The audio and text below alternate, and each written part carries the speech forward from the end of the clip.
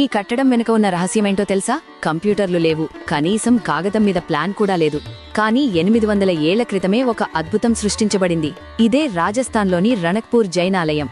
కేవలం ఒకే ఒక భారీ పాలరాతి శిల నుండి ఈ ఆలయాన్ని చెక్కారు. ఈ ఆలయంలో మొత్తం 1444 స్తంభాలున్నాయి. ఆశ్చర్యకరమైన విషయమేంటంటే ఈ 1000 స్తంభాలలో ఏ 2 స్తంభాలు ఒకేలా ఉండవు. ప్రతి స్తంభాన్ని కేవలం కంటిచూపుతో కొలిచి చేతితోనే అద్భుతంగా చెక్కారు.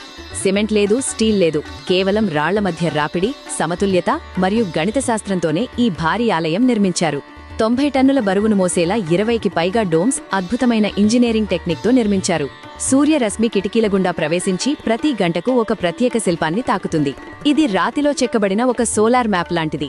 నేటి ఇంజనీర్లు పరీక్షించినా ఈ కట్టడం యొక్క అలైన్మెంట్ మిల్లీమీటర్ల తేడా కూడా లేకుండా ఖచ్చితంగా ఉందని తేలింది. ఈ అద్భుతాన్ని రాజులో లేక చక్రవర్తిలో నిర్మించలేదు.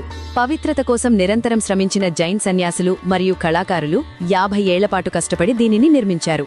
8 శతాబ్దాలైనా ఈ కట్టడం చెక్కు చెదరకుండా, ఒక్క అంగుళం కూడా కదలకుండా అలాగే ఉంది. మీరు ఆధునిక మెషిన్లను నమ్ముతారా, లేక మన పూర్వీకుల అద్భుత హస్తకళను నమ్ముతారా?